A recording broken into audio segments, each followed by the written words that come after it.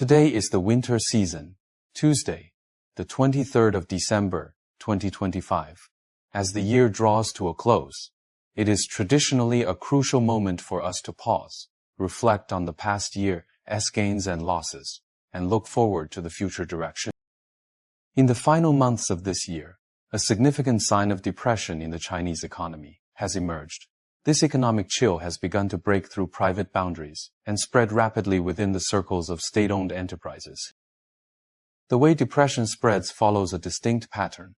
It usually starts in industries with high market volatility, heavy assets, and high debt, much like a row of falling dominoes reaching for the core of the economy. After 2022 in China, the real estate industry was naturally the first to falter. Developers fell one after another, leaving behind nothing but skeletal unfinished buildings and massive bottomless black holes of corporate debt. This crisis then traveled upstream along the supply chain, causing companies to collapse in succession. Initially, it was the unprotected private enterprises that fell, as they were the first to feel the biting cold of the market. Soon the impact reached state-owned enterprises. Large numbers of SOS began to face debt defaults, inability to pay salaries, and frequent labor disputes. The legendary iron rice bowl was no longer a guarantee of security. The year 2025 can be described as the sunset of China's construction industry. A research report on distressed assets recently went viral, revealing shocking data that confirms the industry's deep winter has finally arrived. The report states that in 2025, the number of practitioners in China's construction industry dropped by 23%. Meanwhile, the shortage of skilled technical workers has surprisingly reached a staggering 5 million people. Let me repeat this critical data. In 2025, construction employment fell by 23%, while the skilled worker gap hit 5 million. Everyone should take a moment to truly reflect on the weight of these terrifying numbers. It is quite telling. What does a 23% drop in practitioners actually mean? In plain language, you can simply understand it as a 23% layoff rate, or a 23% unemployment rate across the entire sector. Within this data, there are certainly some people who left because their current salary was unsatisfactory. Since they possess specific professional skills, they chose to transition into other industries for better opportunities. However, under the current economic climate, the vast majority were forced to leave. They lost their jobs due to company bankruptcies or massive layoffs. This is the cruel reality hidden behind the cold statistics. In China, there are no precise public unemployment statistics for specific sectors, so we must rely on these approximations. Therefore, a 23% drop in practitioners is essentially a proxy for the actual layoff rate. Let's look at a more specific number for comparison. According to the China Construction Industry Association, in the first half of 2022, there were 41.74 million people employed in this massive industry. Cutting 23% means that approximately 10 million people in this industry have lost their jobs. Think about the 10 million families behind this number. It is a social earthquake of immense proportions. Another piece of information is the 5 million person gap in skilled labor. Doesn't this sound contradictory? On one hand, the industry is laying off millions, suggesting an extreme surplus of labor. Yet, on the other hand, there is a severe shortage of talent. This phenomenon explains the deep structural issues in construction. It is a total mismatch between the available labor and the industry's actual needs. The current picture shows that small subcontractors are disappearing rapidly. Consequently, simple and replaceable manual labor opportunities are being squeezed out of the market, leading to mass grassroots unemployment. On the flip side, large contractors and state-owned construction companies are heavily in debt. Collecting payments has become extremely difficult, leaving their capital chains stretched to the absolute breaking point. These large firms need technical talent reserves, but they simply have no cash, They dare not employ or retain people, leading to a massive drain of experienced technical workers from the system. Theoretically, projects under construction need finishing, and completed buildings require constant maintenance. Skilled workers are essential for this, but the reality is they cannot afford to stay without pay. This leads to a terrifying consequence. The quality of China's construction is regressing. It is not just about unemployment. It is an irreversible decline in the standards of the built environment. With skilled workers gone, where will quality come from? Projects that are currently under construction may remain unfinished for a long time, becoming permanent scars on the urban landscape of China. Even if they are finished, they are often shoddily built and full of hidden dangers. The victims of these rotten-tail buildings will suffer, as they might eventually move into hazardous homes. Another fatal hidden danger involves the maintenance of old buildings. Many remember the Hongfu Court fire in Hong Kong last November, a tragedy caused by the poor upkeep of an aging structure. Hongfu Court was completed in 1983. Generally, after 20 years of use, a building reaches a turning point in its lifespan. From that point on, it enters a period of intensive and frequent maintenance. Typical North American houses, often called detached villas in China, are different from high-rise buildings. Their frames are usually wooden, making them much easier and more flexible to maintain over time. Except for foundations and basements made of concrete, they rarely use steel or cement. Wooden frames are covered with brick or siding, making the structure relatively simple, breathable, and easy to repair. As long as these houses are properly maintained, replacing parts and fixing leaks, they can easily last over 100 years. They are durable enough to be passed down through many generations. However, modern high-rise buildings face unique mechanical and structural challenges. They are not the same concept as small villas and, by their very nature, cannot last nearly as long. If the building materials are high quality and the construction strictly follows the design, these towers can usually stand for 50 years without major issues. That is the ideal scenario for urban life. But after 20 years, various components begin to fail. Problems emerge with facade peeling, waterproofing failures, pipe aging, and electrical system malfunctions, requiring constant and expensive professional intervention. After years of use, maintenance shifts from small fixes, like replacing valves, to the total replacement of major systems. This is extremely costly and requires a high level of technical expertise. If there were issues with material quality or cutting corners during the original construction phase, the consequences are disastrous. Substandard work during the boom years is a ticking time bomb. In such cases, the building may develop severe wall cracks and leaks much earlier than expected. It could even become a dangerous, uninhabitable structure in less than 20 years of use. Most of the buildings from China's real estate explosion in the early 2000s are now reaching 2026. They are about to enter a period of intensive, unavoidable, and very expensive maintenance. But now, with the construction industry in deep winter and 5 million skilled workers gone, who will do the work? This isn't just an economic issue. It is a threat to public safety. This is no longer just a question of unemployment. It is a matter of life and death. It concerns the fundamental safety of every resident living in these high-rise urban forests. The report also mentioned that the profit margins of leading construction companies this year have fallen to a measly 2%. This margin is as thin as a razor blade. New construction starts have dropped by 10% year on year. This aligns perfectly with October data showing that real estate investment in China has also fallen by 10% compared to last year. In the construction industry, administrative power plays a leading role due to the importance of qualification approvals. The government essentially decides who gets the licenses and who stays in business. Therefore, the leading companies in this sector are almost exclusively state-owned enterprises. These massive construction firms are typically direct subsidiaries of provincial or municipal governments. In September, a user on Jihu listed the names of well-known construction companies that have collapsed. A total of 17 major firms were on the list, a truly shocking revelation. The vast majority are state-owned or have state-owned capital backgrounds. This data only goes up to September, and the list of fallen giants continues to grow longer every week.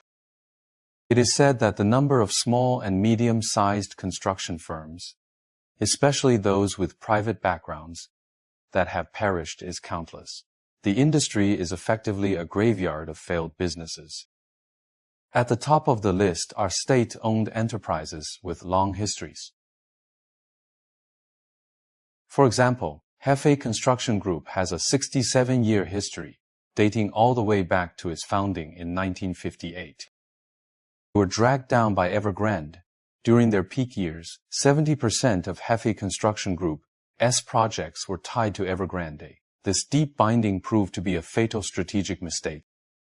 When Evergrande failed to pay its massive bills, Hefei Construction became insolvent.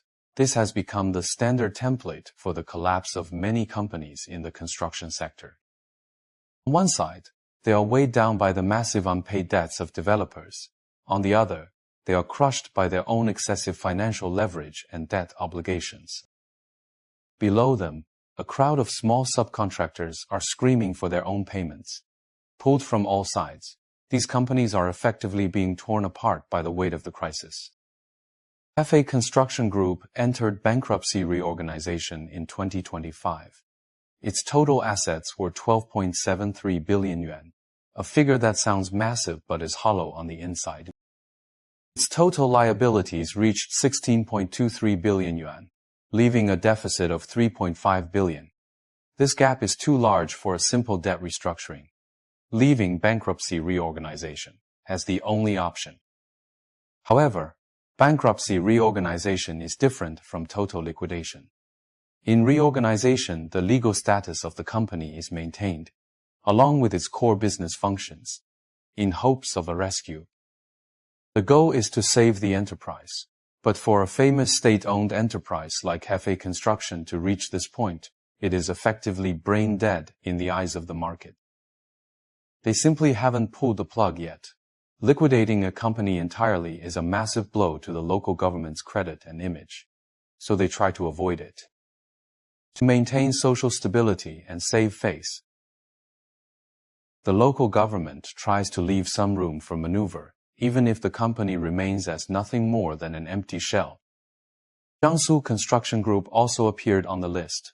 It holds the prestigious special grades qualification for construction, contracting, making it a true industry giant with undeniable former strength. This firm also has a glorious history of participating in the construction of Olympic venues. At its peak, it employed nearly 9,000 people, including a massive pool of technical talent. It was once an industry benchmark for talent, but if you check the current corporate records, you would be shocked to see how many employees they have left today. The number of insured employees is now only 91. That is just 1% of its peak. Take a moment to feel the true meaning of economic winter. From 9,000 to 91.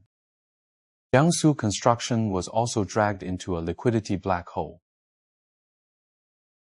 In the projects it undertook, the proportion of its own advance payments reached 30% of the total project value.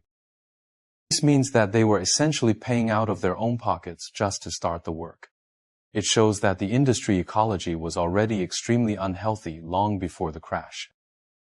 Contradiction between the scarcity of new projects and the massive overcapacity of companies has become severe. In truth, construction firms have been cannibalizing each other for years. So where did companies like Jiangsu Construction get their liquidity? They borrowed, of course. Huge unpaid bills from developers, combined with high leverage, created a death trap. This became the standard industry setup. These two factors acted like a double-stranded noose, slowly tightening around the necks of these construction companies, until they could no longer breathe. The direct cause of Jiangsu Construction's downfall was Evergrande alone, which owed them over 10 billion yuan. Truly, Evergrande has been a catastrophic plague on the entire industry. Several provincial-level construction firms were ruined by them.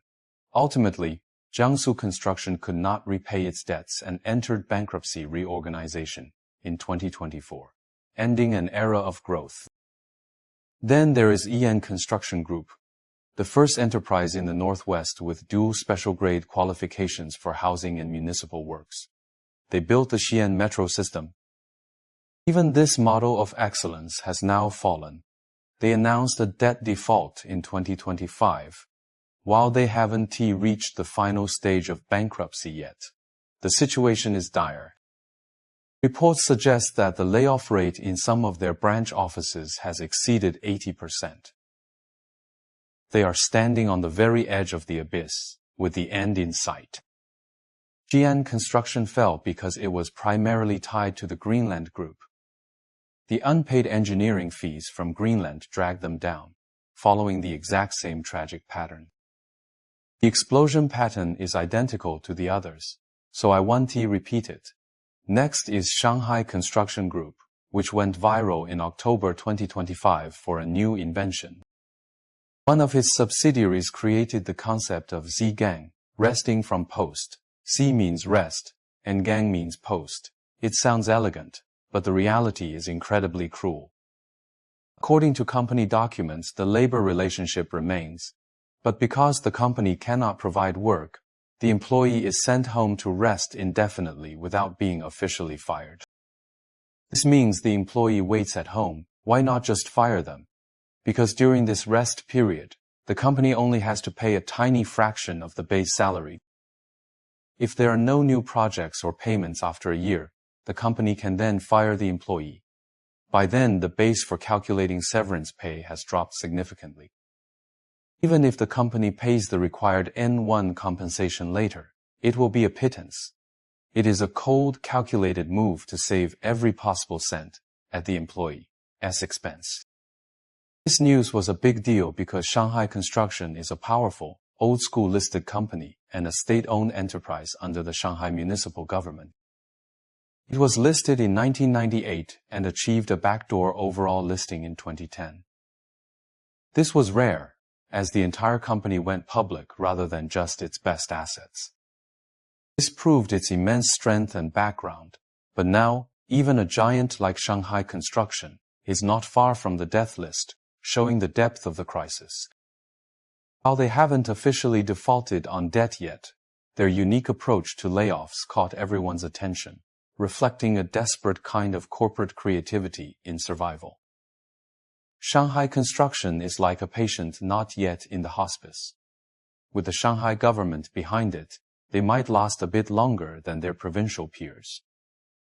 The list also includes Guangxi, Tianjin, and Nantong construction groups, among many others. I won't list them all. The list is simply too long and depressing to finish. Usually, there are only 1 or 2 provincial-level construction firms per province. In total, there are fewer than 100 such high-level companies in all of China. Yet, more than a dozen are already dead or in a terminal state. If you think about it, a catastrophe of industry-wide proportions has already taken place. Across the industry, the death rate for state-owned enterprises is far lower than for private ones. If so many souls are falling, private firms must be suffering infinitely more. Looking further up the chain, above provincial firms are the massive central state-owned enterprises, Central SOS like China State Construction and China Railway Construction. These central SOAs will eventually be affected as well. However, they are more likely to be thinned out, rather than killed off given their deep reserves and support. Their projects are different. Provincial firms focus on domestic commercial housing and municipal works, which are highly sensitive to market fluctuations and developer health. In contrast, Central SOS handle large-scale infrastructure, like railways, major highways, and dams, often linked to the Belt and Road Initiative and national strategy. Their debts are directly backed by the central government, giving them a much higher safety margin. They are the last line of defense for the construction sector. However, as fixed asset investment continues to cool down, even these giants will face harder times. Their iron rice bowl is simply made of thicker iron than the others.